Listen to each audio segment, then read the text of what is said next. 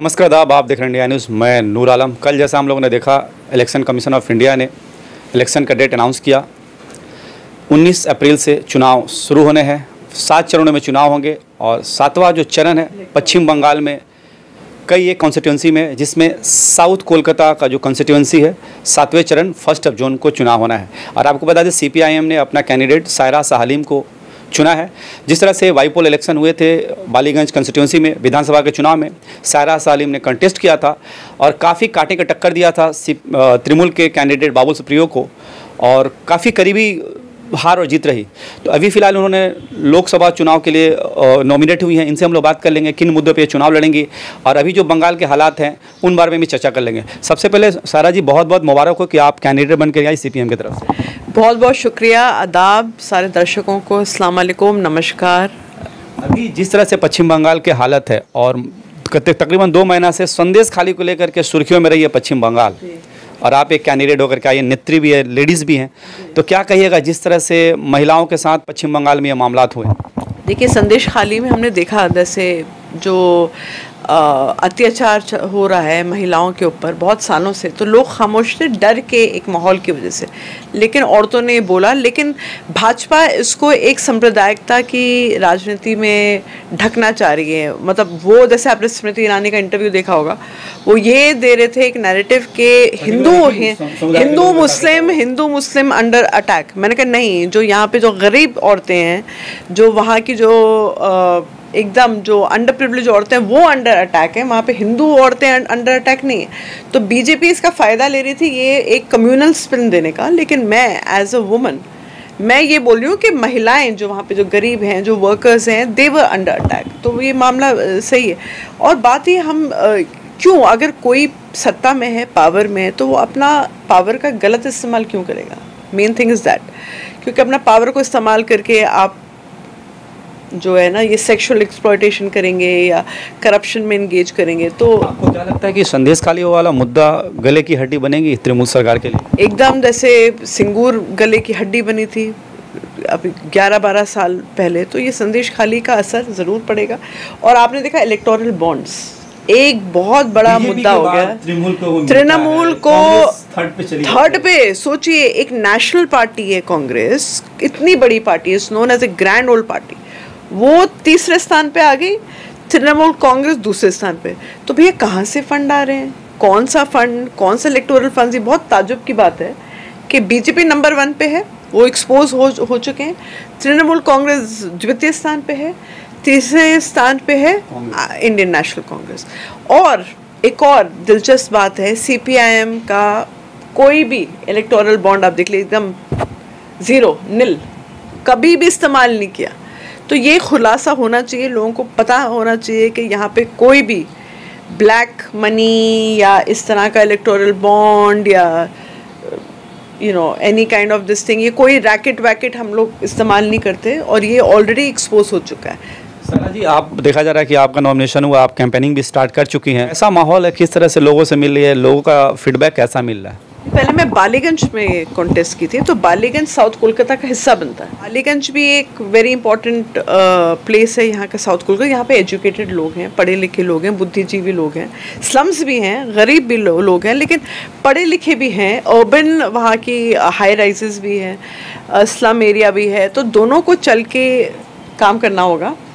और मुझे जितना समझ है कि यहाँ पे लोगों को ये हिंदू मुस्लिम के झमेले में नहीं पड़ना, सांप्रदायिकता के शासन में नहीं पड़ना, भ्रष्टाचार के शासन में नहीं पड़ना। क्योंकि हर कोई, आप देख लीजिए, कोई ना कोई किसी का खुलासा हो रहा है। कभी राशन स्कैम निकल रहा है, कभी शिक्षा स्कैम निकल रहा है, कभी कोयला स्कैम निकल रहा है, कोई ना कोई स्कैम पे स्कैम ही निकल रहा है। भाई कितना जेल भराएंगे TMC के लीडर्स? मतलब आप देखिए, जेल पे जेल जा रहे हैं, जेल पे जेल जा रहे हैं, या दल बदल रहे हैं। दल बदल रहे हैं इस तरह से कि भाजपा ज्वाइन करने से पूरा जो उनका एलिज्ड क्राइम है या जो भी ये है, वो वाइट वॉश हो जाएगा। देखा गया कि TMC के कई कैंडिडेट के जब नाम अनाउंस हुए, कार्यकर्ताओं में भी नाराज़गी देखी गई। आपने देखा कि तोपस राय नाराज़ होकर के बीजेपी ऐसी पार्टी ज्वाइन कर लेते हैं। तो आप जब कॉन्टेस्ट करिए साउथ कोलकाता में, यहाँ पे भी माला राय को लेकर के बहुत सारी अटकलें आ रही थी कि कैंडिडेट शायद चेंज करेगी तृणमूल सरकार, लेकिन उन्हीं को नॉमिनेट किया। तो आपको क्या लगता है कि किस तरह का माहौल रहेगा? मुझे लगता है तृणमूल कांग्रेस में इंटरनल इतना इश्यूज है क्योंकि हर कोई टिकट के लिए वो टिकट नहीं थी, इससे उस पार चला जाएगा। हाँ, इससे उस पार चला जाएगा। तो अभी वो लोग चाह रहे थे किसी यंग फेस, मुझे जितना सुनने में आया है, लेकिन माला रॉय जी को फिर मिल गया टिकट, तो उसमें एक निराशा सी है लोगों को, ये अच्छा पसंद नहीं आ रहा है, ये सुनते हुए आ रहा है। क्या दिख रहा है इतने साल वो एमपी ने किस तरह का काम किया है, क्या कमियां नहीं, देखिए पॉपुलर अगर होंगी अपने कंस्टिट्यूंसी, बट प्रॉब्लम ये है लोगों को अभी वो नज़र नहीं आ रही है जितना सुनने में आया है।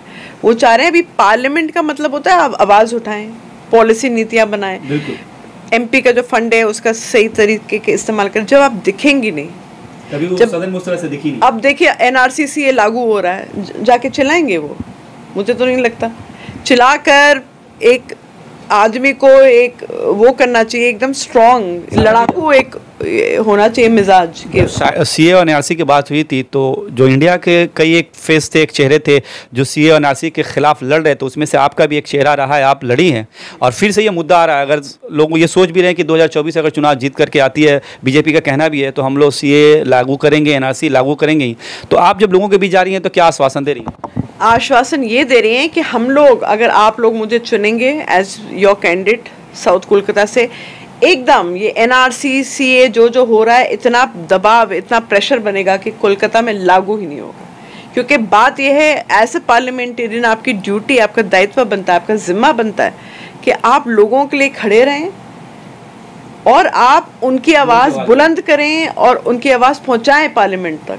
वो मकसद होता है, ये नहीं कि मैं अपना शूट में जा रहे हैं या अपना काम कर रहे हैं या नज़र ही नहीं आ रहे या पार्लियामेंट जो प्रोसीडिंग्स हो रहे हैं वो ही नहीं अटेंड कर रहे। कितने एब्सेंटी पार्लियामेंटेरियंस हैं, एब्सेंटी पार्लियामेंटेरियन से क्या फ़ायदा? सर जी, लास्ट लोकसभा चुनाव बोलिए या विधानसभा चुनाव बोलिए, सीपीआईएम का जो खाता नहीं खुला, तो क्या लगता है इस बार वो खाता सायरा सालीम के जरिए खुलेगा? एकदम खुलेगा और ये जो है बहुत ही ऐतिहासिक एक इलेक्शन रहेगा क्योंकि इसी खाते से खुलने से और खाते खुलेंगे। बालीगंज में तो ऑलमोस्ट खुल गया था, अगर ये थोड़ी रिगिंग विगिंग नहीं होती जैसे जो होता है तो वो एकदम सीट निकल जाती है। तो और लेकिन हमने बहुत अच्छा परफॉर्मेंस, बहुत बेहतरीन परफॉर्मेंस दिया और कोलकाता साउथ में ही हम लोग वही मॉडल रेप्लिकेट करने की कोशिश कर रहे हैं। और अभी सिल्वर मेडल नहीं चाहिए, अभी गोल्ड मेडल चाहिए। तो वी आर वेरी क्लियर कि सिल्वर मेडल मिल गया बालीगंज में, बीजेपी को हरा दिया, वो बहुत बड़ी बात थी, कांग्रेस को भी हराया, लेकिन अभी सिल्वर मेडल से अभी हम खुश नहीं हैं। अभी हम लोग जी जान से जो कुछ लगेगा हम लोग एकदम सड़क पर मेहनत कर रहे हैं और जो मेहनत का फल हमेशा मीठा रहता है। तो पूरी उम्मीद और आशा है कि यहाँ का जो इलेक्टोरेट है हमें चुनेगा और बहुमत से जिताएगा ताकि हम उनकी आवाज़ को और बुलंद कर सकें। आप अगर चुन करके आती हैं तो हर जगह का ज़्यादा जो मुद्दा है बेरोजगारी है, एजुकेशन है, चूँकि आप खुद एक एजुकेशनिस्ट हैं, तो एजुकेशन के लिए और बेरोजगारी दूर करने के लिए कुछ ऐसा आपका प्लान हो, इन मुद्दों पे आप किस तरह से काम करेंगे उसके बारे में थोड़ा सा बताएं। देखिए, अब जैसे मैं डोर टू डोर कर रही हूँ, यहाँ पे रैलीज भी चल रही हैं, वहाँ के सैनिटेशन के हालात, जो हाउसिंग के जो हालात हैं बहुत ख़राब है और जॉब्स की भी बहुत समस्याएँ, बहुत बेरोज़गारी चल रही है। तो सबसे पहले एक ढूंढना होगा, एक प्लान होना चाहिए जिसका इम्प्लीमेंट हो सके। इट शुड बी सस्टेनेबल कि जॉब्स, रिक्रूटमेंट, ये जो है युवाओं को कैसे वापस लिया जा सके, जो कलकत्ता छोड़ के चले गए हैं निराश होकर, उनको वापस कैसे लिया है ताकि वो जीडीपी में भी एक योगदान मिल सके और यहाँ के जो यूथ हैं उनको एक कंस्ट्रक्टिवली एम्प्लॉयमेंट मिले। जिस तरह से देखा गया लास्ट 3 ईयर से जो भ्रष्टाचार के मामले सामने आ रहे हैं तृणमूल नेताओं के द्वारा जो मिनिस्ट्री में रहे हैं, तो इन मुद्दों को लेकर के कैसे लोगों तक आप पहुँचेंगे? देखिए, भ्रष्टाचार के जो मुद्दे हैं अपने आप ही खुलासा हो रहा है, लोग पढ़ रहे हैं, अखबार भी पढ़ रहे हैं, टीवी भी देख रहे हैं, सबको पता है कौन क्या है। एंड मुझे ये बहुत एक आई एम वेरी पॉजिटिव कि कोई भी भ्रष्टाचार में कोई इन्वॉल्व है, करप्शन के चार्ज में या कोई कम्युनलिज्म सांप्रदायिक के साथ में, राज्य की जनता, कोलकाता की जनता ऐसे इंसान को नहीं देगी वोट। सारा जी, आखिरी सवाल, एक तरफ तृणमूल का कहना है 42 में 42 लाएंगे, बीजेपी का कहना है, अमित शाह पहले 35 कह रहे थे, फिर 25 कहा जा रहा। इंडिया टुडे का सी वोटर का जो सर्वे रिपोर्ट आया है उसने भी कहा है कि 25 सीटें आ रही हैं बीजेपी की। तो तृणमूल की कितनी? तो आपको क्या लगता है इस बार कांग्रेस और सीपीआईएम का जो अलायंस होगा वो किस तरह से काम करेगा?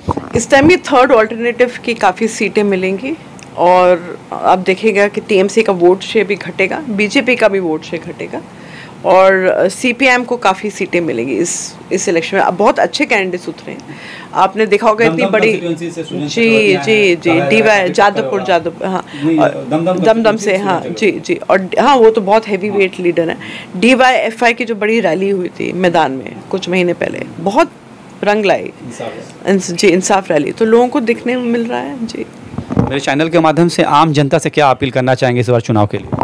मैं सारे दर्शकों से रिक्वेस्ट करती हूँ, विनती करती हूँ, आप प्लीज़ मेरा कैंडिडेट साउथ कोलकाता में सपोर्ट करें, अपनी बहन अपनी बेटी को कामयाब करवाएं ताकि मैं आपकी आवाज़ बुलंद कर सकूँ, आपके बीच कुछ काम कर सकूँ। शुक्रिया बहुत बहुत। हलीम सीपीआईएम की कैंडिडेट जिन्हें साउथ कोलकाता कॉन्स्टिट्यूंसी से नॉमिनेट किया सीपीआईएम ने। आपको बता दें सारा सालिम जिस तरह से एनआरसी ये मुद्दे को लेकर के ज़मीनी स्तर पे जुड़ी थी, लोगों का एक चेहरा बनी थी, इस बार उनको सीपीआईएम ने अपने पार्लियामेंट्री कॉन्स्टिट्यूंसी में नॉमिनेट किया है। अब देखना यह है कि इस इलाके की जनता कितना भरोसा करती है और इनको चुन करके लाती है या नहीं लाती है। आने वाला वक्त में 7 चरणों में पश्चिम बंगाल में चुनाव होने हैं। 7वां चरण होगा दमदम, नॉर्थ कोलकाता, साउथ कोलकाता, बैरकपुर, कई एक कॉन्स्टिट्यूंसी में होगी। हमारे चैनल के साथ बने रहे, हम आपको हर एक कॉन्स्टिट्यूंसी की पूरी खबरें दिखाते रहेंगे। सारा सलीम भी कैंपेन स्टार्ट कर चुकी है, मेरी टीम मौजूद रहेगी, इनका भी कैंपेन मेरे चैनल के माध्यम से आप देख पाएंगे। आप देखते रहिए इंडिया न्यूज़, देखने के लिए धन्यवाद।